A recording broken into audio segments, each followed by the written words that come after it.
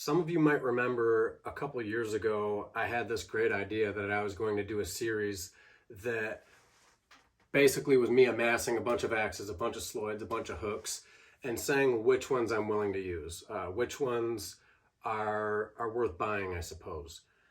And I got a lot of feedback from people. I got a lot of people like, when is this video series going to come out? When's this going to come out? Because I'm looking to purchase an axe now and I need your opinion.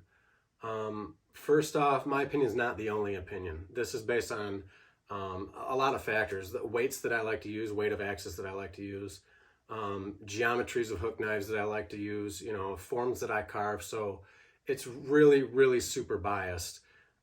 Any tool that I'm willing to stand behind is obviously quality, but it's not going to be for everybody. And there's going to be favorites that maybe I've never heard of or maybe I've never used. So long story short, basically what ended up happening was I accidentally got rid of tools over the years. And what do I mean by accidentally? Did I lose them? No. I just, after carving day after day after day, realized that, oh, that one, I don't reach for that very often. Or, oh, that one, I haven't used that in 6 months. So a lot of tools I've cut loose and I've they've moved on to people that needed them. And, they're being used now instead of just sitting in my tool cabinet over here looking pretty. So what am I left with? I've got these 6 axes. I've got another one in there that's kind of a modified axe that is not for normal carving. It's quite heavy. And 6 axes is plenty more than you need. You know what I mean? You need one decent axe. For my preferences, I like 2. I like something on the heavier end of the spectrum for doing larger jobs, and I like something on the smaller end of the spectrum or the lighter end of the spectrum for daily carving, because not everybody's like me, but I carve spoon blanks for other people, and sometimes these orders are 20, 40 spoon blanks, and the last thing you want to do is swing something that's 2.5 pounds all day. So what I really want to do is I'll do a close-up shot of these 6 axes, and we'll go into some details about all of them. One thing you might notice is that a lot of these axes look similar. Not only that, a lot of them are actually the same. Like these 2, for example. This is the Kalthoff small carver. It's the only axe that's offered by Julia Kalthoff. It is arguably my favorite axe, just for the sake of me daily carving. I spoke of that earlier and I can't stress that enough.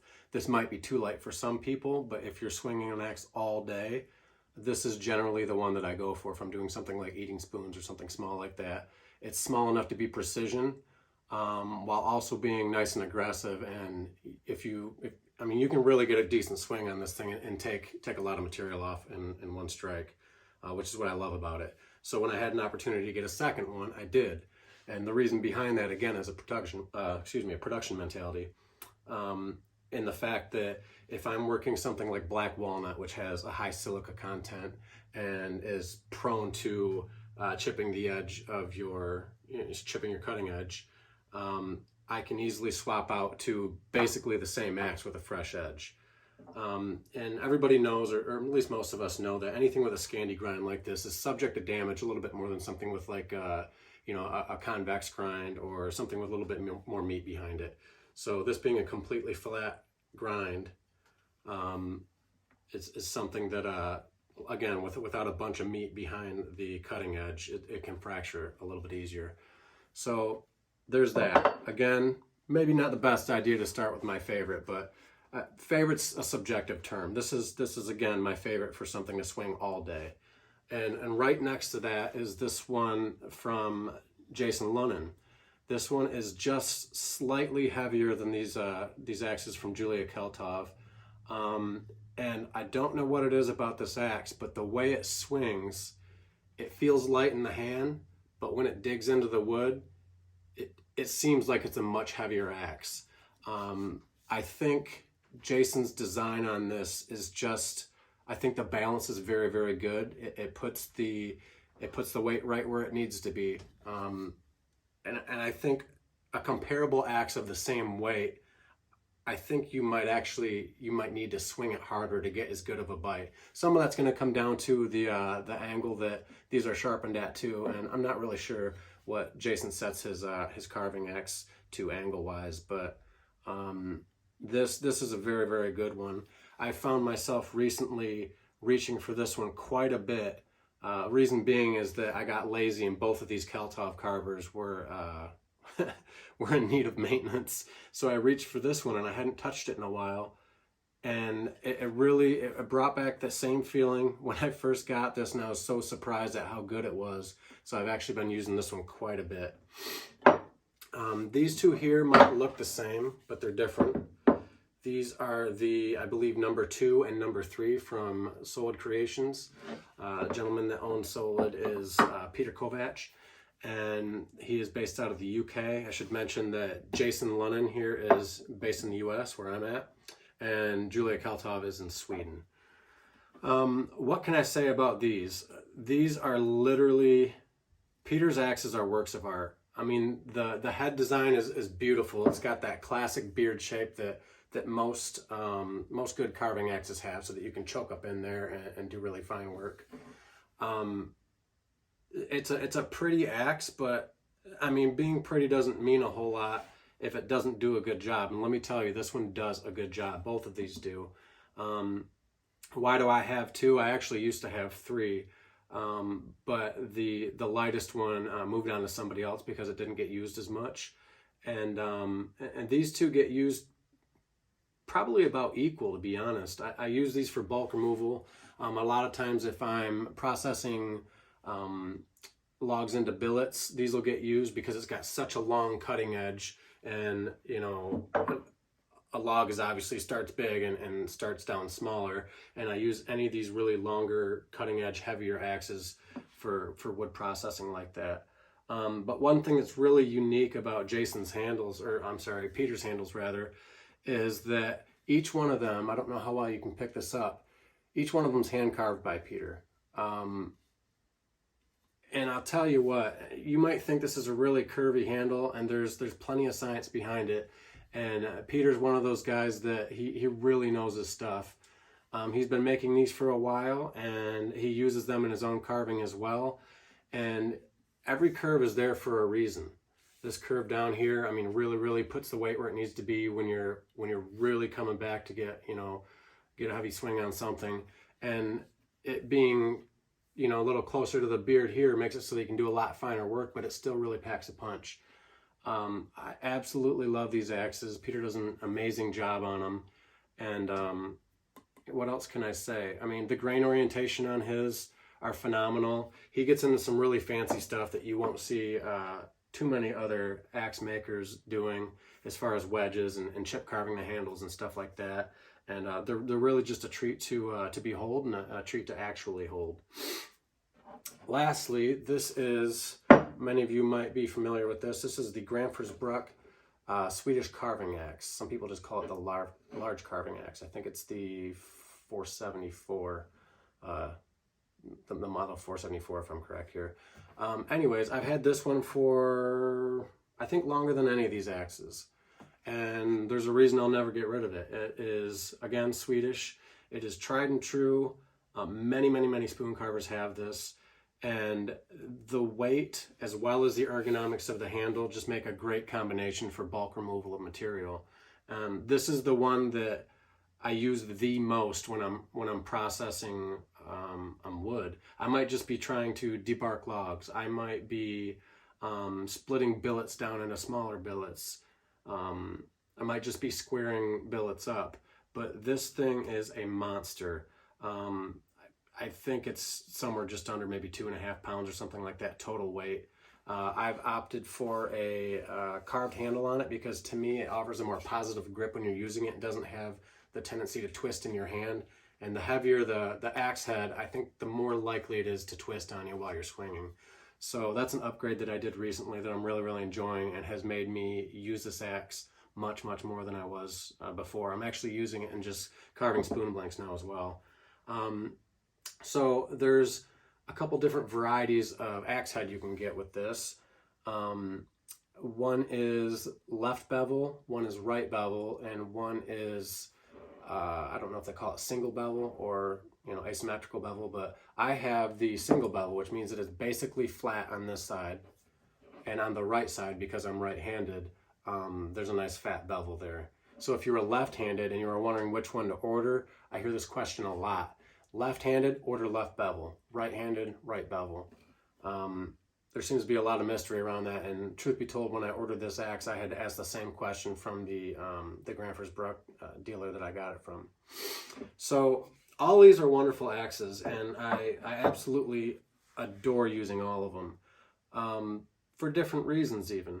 Sometimes you need a heavy axe, sometimes you need a lighter axe. You might be nursing an injury, which I'm no stranger to, and you might not want to, wield a heavy axe. You might want to just ease in with something light, and that's something I had to do recently. I ended up with kind of a bad cut from a kitchen knife incident, and the first thing I did was reach for my lightest axe, just so I could do something simple, which was, carving up some jam spreader blanks.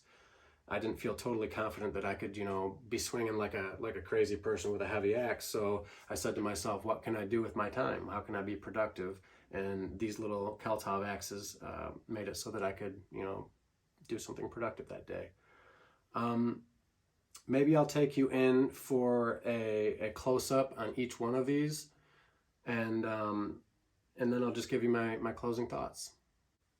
So let's get a close-up of each of these, and I'll give you some specifications on all of them. We'll start with the smallest one. This again is the Kalthoff Carver 01. It's made in Sweden. The overall weight is 1 pound, 8 ounces. The handle is 12.5 inches with a 4-inch cutting edge. And it came with a leather sheath for about $250 US. Keep in mind that all of these prices are going to be what I paid for them. Some of these I bought years ago, some are more recent. So also another thing to keep in mind is the fact that each one of these is handmade, and the handle length or the head weight or the overall weight or the cutting edge, this could all vary from one to the next. So just bear that in mind. We'll move on to the next one. The Jason Lonon carving axe. You can tell this one needs to be sharpened.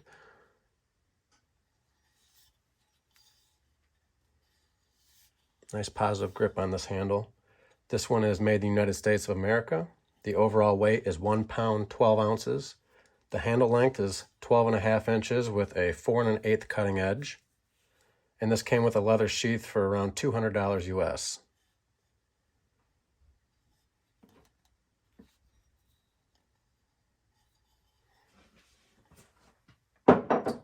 Next one is the medium Soulwood Creations carving axe. Peter actually has number designations for these, but I'm not exactly sure how he operates those. So the overall weight of this is 1 pound, 10 ounces. It is made in the United Kingdom. The handle length is 14 inches with a 5-inch cutting edge, which is pretty long, and it came with a leather sheath for about $292. And this has got just an amazing handle on this one. Peter handpicked this one for me, and I love using it. Little chip here. Okay, moving on to the next one. This is the large carving axe by Soulwood Creations, also made in the UK. Overall weight is 1 pound, 14 ounces. The handle length is 14 inch, just like the medium carving axe, with a longer cutting edge at 5.5 inches. So a little bit more extra here. And it came with a leather sheath for also $292.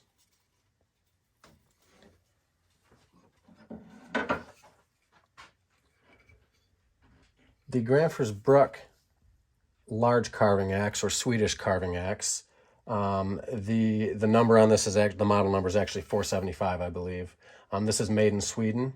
It's got an overall weight of 2 pounds, 3 ounces, a handle length of 14.25 inches, a cutting edge that's 4.5 inches. This one also needs to be sharpened. And this came with a leather sheath for $214 US. One thing I do want to mention about all these axes is that the majority of them, being these Soulwood Creations ones, these Kalthoff axes, and this Jason Lonon axe, All three of these have wait times. You might have to get on a waiting list, and you know the maker of these will let you know when one's being dropped on their website, and you'll have to be lucky enough to order it that way. While this one is readily available pretty much any day of the week. So that's just something to keep in mind. Cost is not everything. Quality is not even necessarily everything. Each one of these is quality, and I enjoy using every single one of them. But availability is a big thing for some people. And if you're looking to get, you know, a good axe today, this might be the one that you shoot for. But if you've got a little bit of patience, you might be able to snag one of these other ones. So I want to thank everybody for coming along and kind of you know, watching my very biased opinion about axes. There are plenty of other axes out there that are amazing, and I've used some of them, and some I haven't. But these are the ones that over the years I have kept in my rotation. And it's not about what tool's the prettiest or what one costs the most. It's the one that you reach for, and these ones get reached for constantly, and some of the others didn't, which is why I don't have them anymore. So again, this is just my opinion based on experience, but I cannot wait to bring you the next video. I think we'll do Sloyd knives, which should be really fun. I've got quite a few of those, many different price ranges. So stay tuned for the next video. I can't wait to film it and see your guys' reaction to it. And if you haven't already subscribed, go ahead and subscribe to this video. Drop me a comment if you've got any questions whatsoever. If there's something that I didn't address here that you're wondering, or if you just want to drop a line and say, hey, and shoot me a like, because that always helps my channel out, and it makes it so that I can keep doing what I'm doing to help you guys out. Other than that, I'll see you in the next one.